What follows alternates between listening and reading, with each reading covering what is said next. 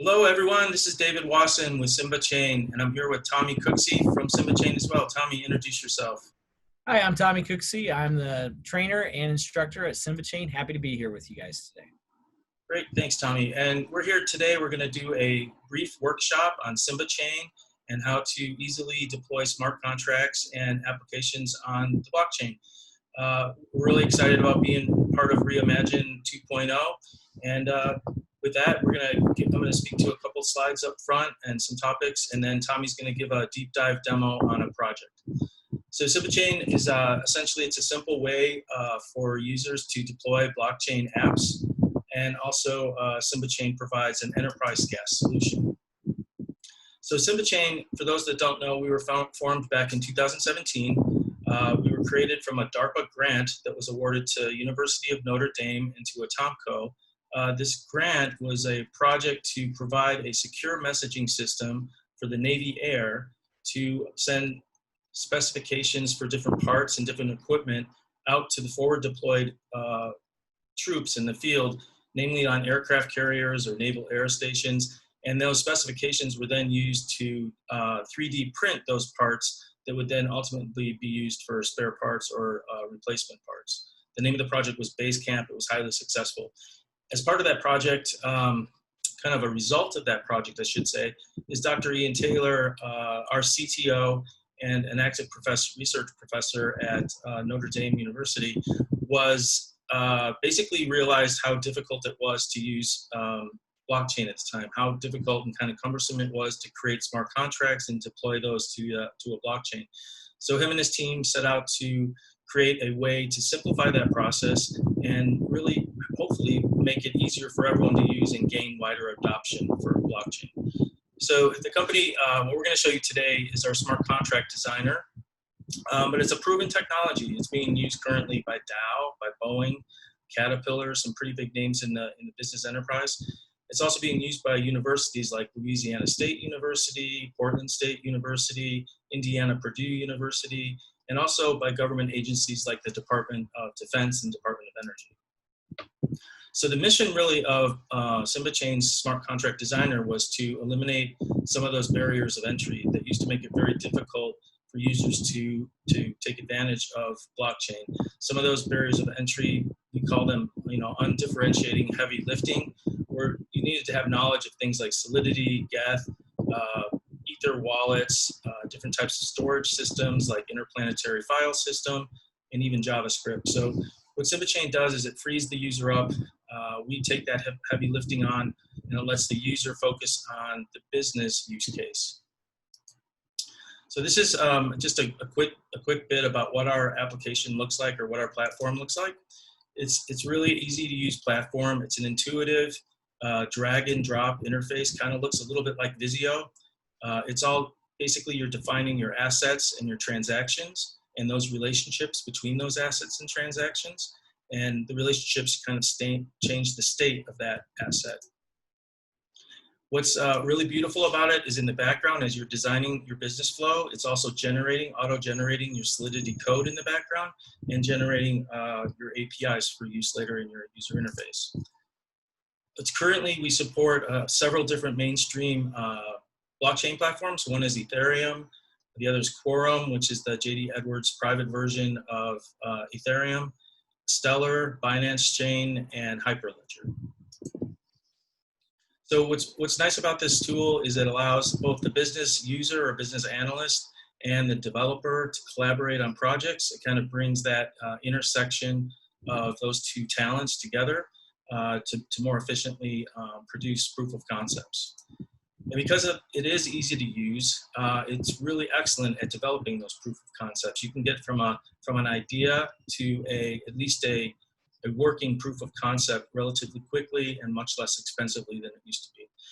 The other thing, because it's easy to use, it's excellent for education. So many universities are embracing it, both in computer science, but also in other studies like humanities studies, such as economics, business, finance, even the law departments.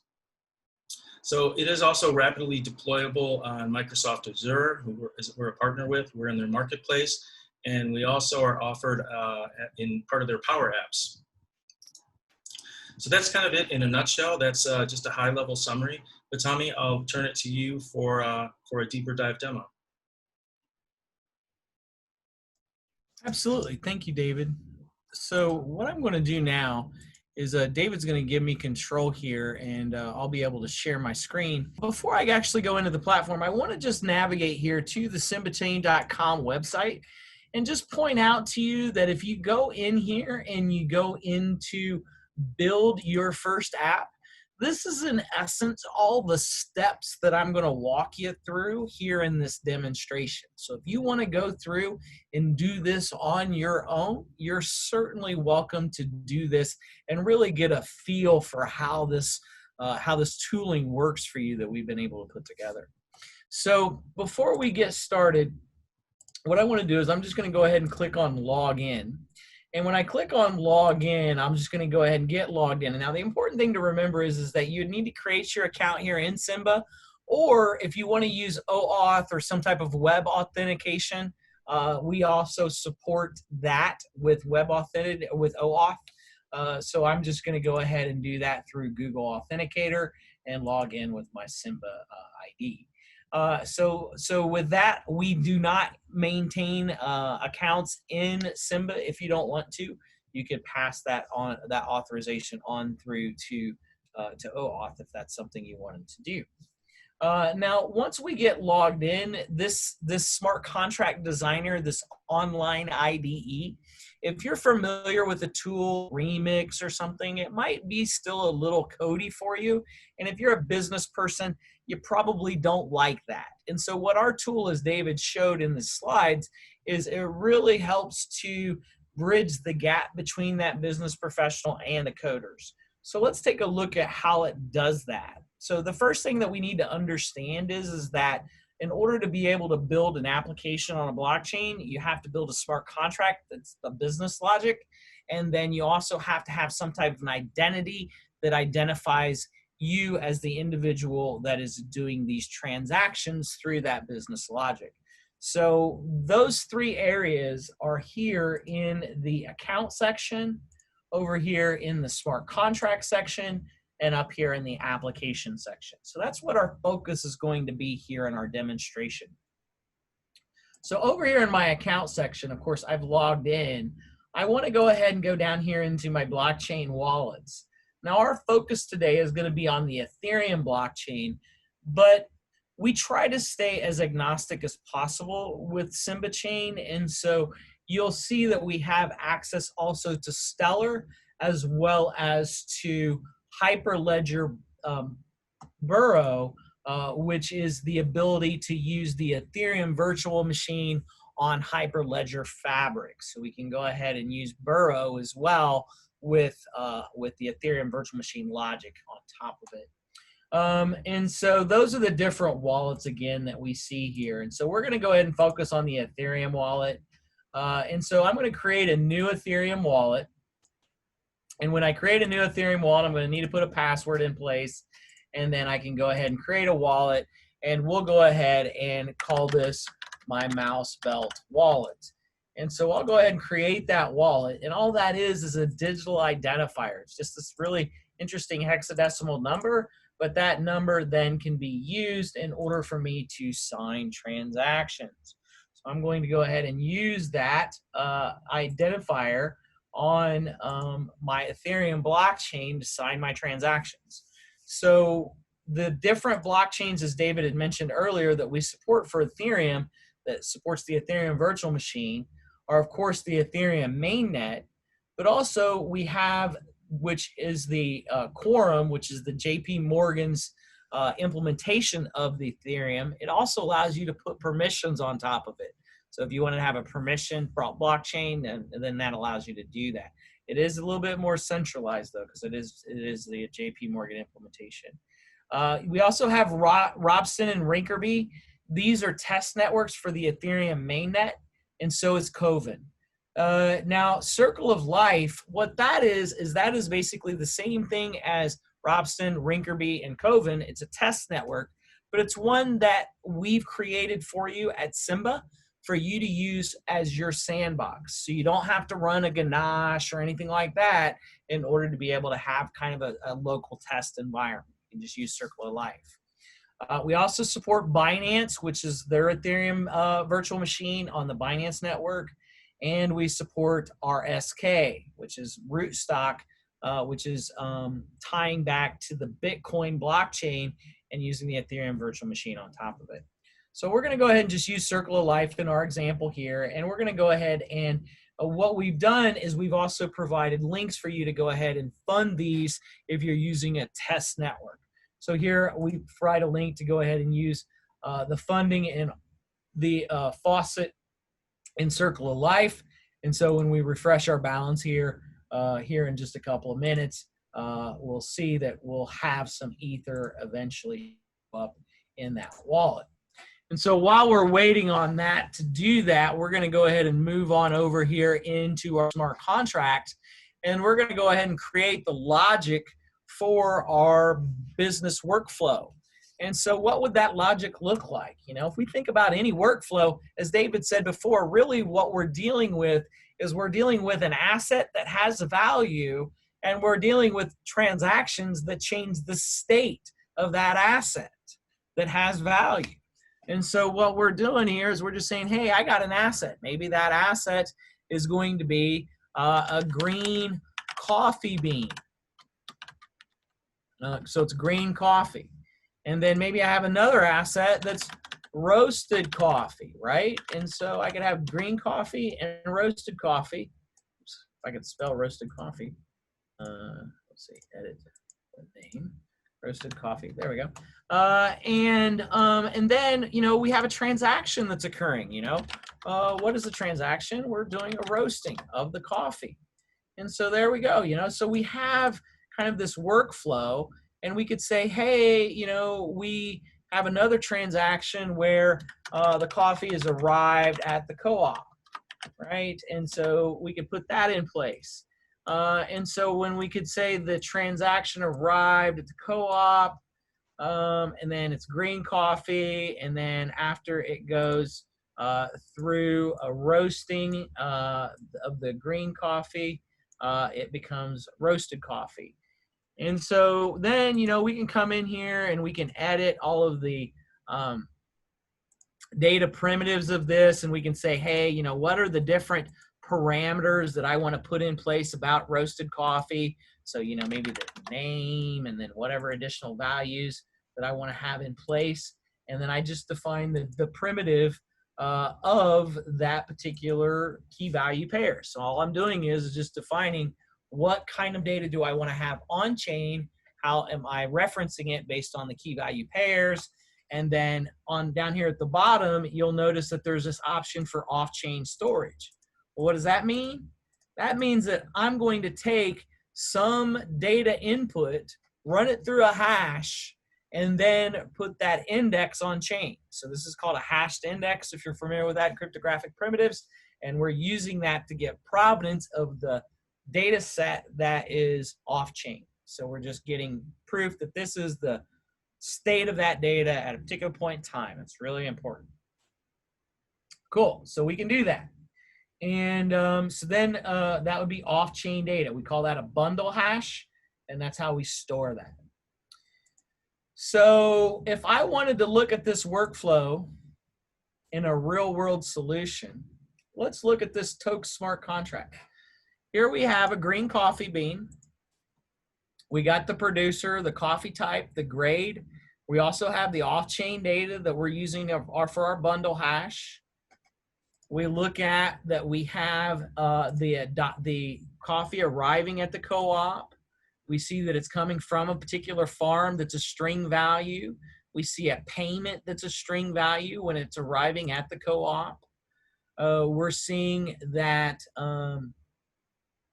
we're seeing the bagging of it. So who's doing the bagging when it's being roasted? We have the type of coffee that's being roasted, the identifier of the coffee that's being roasted. When we're roasting it, we're seeing how many minutes is it being roasted. And when we're packaging it, we're defining the power, the the key value pairs of the bag number that it's in, so we can keep track of those packages. And as we can see, gosh, this is really just like Visio, man. Anybody that knows this business process can build this out, and they can define those attributes relatively easy using this tooling. So this is where, from a business professional standpoint, the workflow. From a developer standpoint, behind the scenes, as David showed, all of this code is getting generated. So notice that this code is in Solidity, which is the smart contract programming language that we use for most blockchain smart contracts. And we're auto-generating that code based on the logic that you just put in place. And not only are we auto-generating this code, but we can now build an application on top of it to start interacting with that logic. So here, if I come in and say, I want to go ahead and build a new Ethereum blockchain, and look at all these networks that we have. I mean, gosh, guys, look at this. We got Binance, we got Hyperledger Burrow, we got Quorum, we got Rootstock, we have Stellar. We try to be blockchain agnostic. And we're selecting Ethereum, then we're saying, okay, well, we're going to do this on Circle of Life because that's the test network that we were talking about earlier. And then what about the off-chain data, that data that we're not putting on-chain? What about the data we want to put off-chain? Where are we going to store that? Well, we're going to store this in IPFS, so we'll put that there. And then here, we got to define which smart contract do we want to use. So we're going to use that Toke smart contract. Now, a little bit later on, David's going to show you a video that this is actually a real-world solution that we've done at SIMBA. And so we're going to go ahead and click Continue here. And we'll just call this Toke's demo. And what that's doing is it's generating. Now, what I'm doing here is I'm naming this API, and it's generating an endpoint out here at simbachain.com, at api.simbachain.com for Toke's demo. It's going to go ahead and demo and build this, and I'm going to go ahead and put some uniqueness in here just to make sure that I don't run into any problems. And then I have to pay for it. So I'm going to go ahead and pay for it with that wallet. And now we can see that Ether's arrived that we were funding earlier. So I got that Ether that I funded for my faucet. There it is. I just need to unlock my wallet. We'll go ahead and do that, and then we can deploy this as an application. Now notice in the background, it's doing all this stuff. It's putting this application and deploying the smart contract out on a blockchain. And when I look here, I can see that my Toke's demo is actually being generated. So it's actually generating this smart contract for me and building it out currently onto the Ethereum blockchain. Now it's going to take a couple of minutes for that to finish up. And while it's doing that, I'm going to go ahead and talk a little bit about some of the other options that are available here in our menu. So if I look up here on the right-hand side, I'll notice that down here, there's this little option for Get Support. Now in here, you'll notice that there's links out to our simbachain.com website where you'll be able to go through all of that structured steps for building your smart contract, working with your smart contract, and doing all the stuff that I've showed you here in this demo. You can find that in that Getting Started guide. Build your first app. Also, Getter is going to be more of a real-time synchronous type communication. So if you have a question and you want to communicate with us directly, you can send a request through Getter. It's a real-time messaging, chatting type interface, and we will able to kind of try to help answer your questions or problems you might be running into. If you want to look at the source code of any of the projects that we're working on, we got a lot of that out in our GitHub repository. You can go out and check it out. We also have a lot of demos here that you can just see where we've built out, some front ends on top of the back end that we just built. So David talked about Basecamp earlier. Well, Basecamp is one that we talked about where we're using, where we can, interface products where we have the STL, which is like the the template file that's used for printing out a 3D document. You know, I can come in here and I can say, hey, I need this turbine blade. Here's the transaction hash that came from the document that got uploaded. And then I can go ahead and I can get this turbine blade. I can download that file from IPFS. And then when I come in here, you know, I can look at this, you know, and I can print this out 3D out here in the field, you know. So, you know, if you think about the value from that, you know, where does a Navy Air get value from that? Well, if you're out in the Red Sea and you need to print that turbine blade, you can print it on the ship. You can print it on the Dwight D. Eisenhower. You don't have to wait till it gets shipped from Rolls-Royce back here in Indianapolis. You can print it out there. It's pretty awesome, right? So so that's pretty cool. And so let's go out here and let's actually look at our app that we've been building here with Tokes. Actually, it's still building out. So I'm going to go ahead and look at the one that's actually finished here. And when I look at the method calls for this one, go ahead and unlock this. You're going to notice that what this has done is it's actually built out this front end interface. So that's what you see here.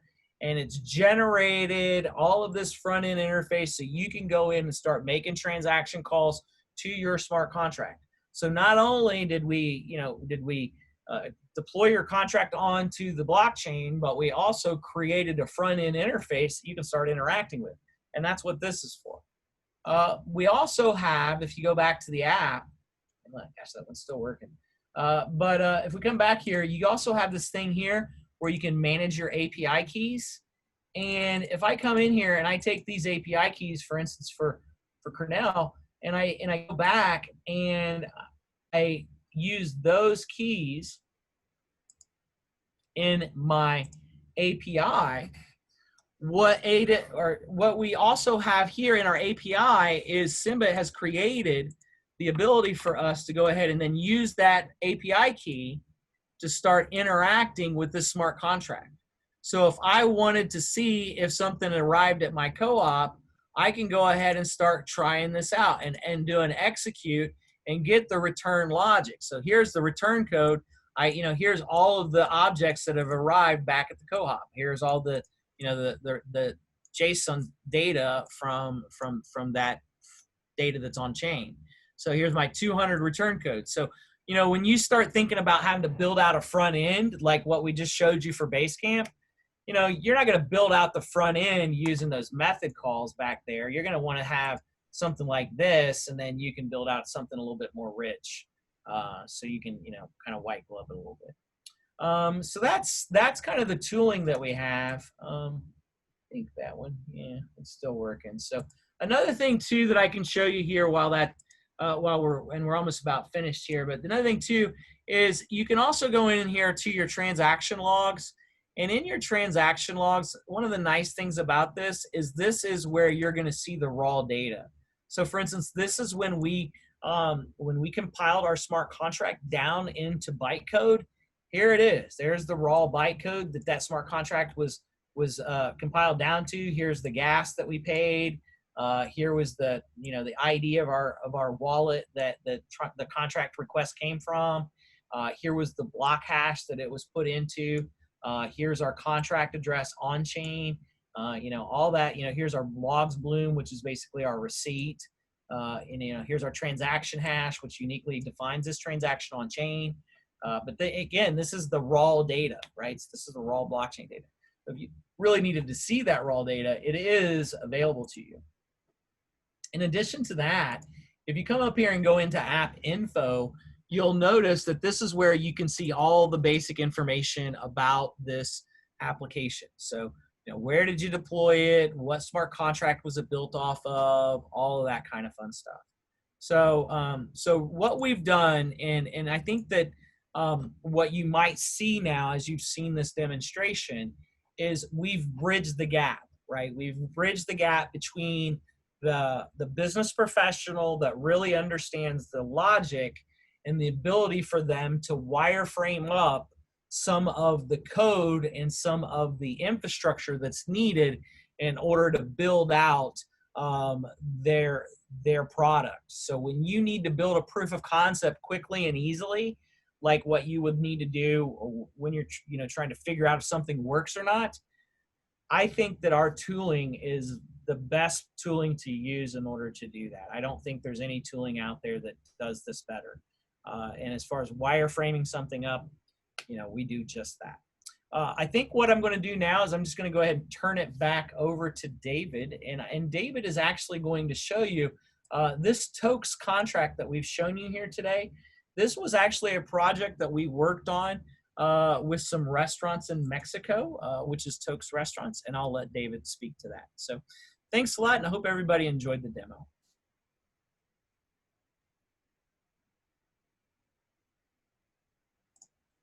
I think you're on mute, Dave, so you might want to check that.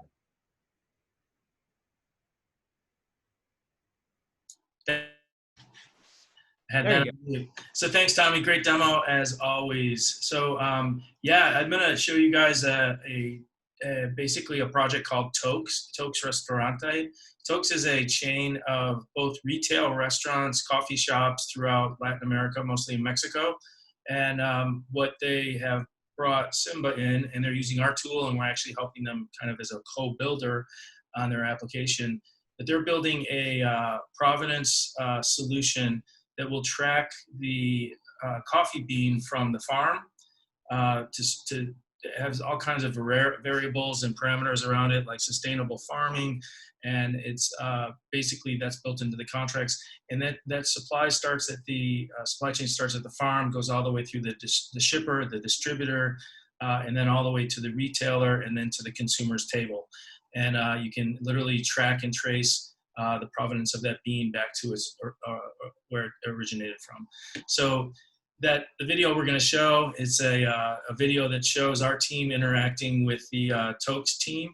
It also shows actually our team and the Tokes team visiting some growers in Mexico, some coffee bean growers, and we'll play that for you now. And I hope you enjoy it. At the end of that video too, there'll be a slide that will give some contact information about how you can reach us, also how you can go to do that, build your first app like Tommy mentioned. So that's it. Thanks.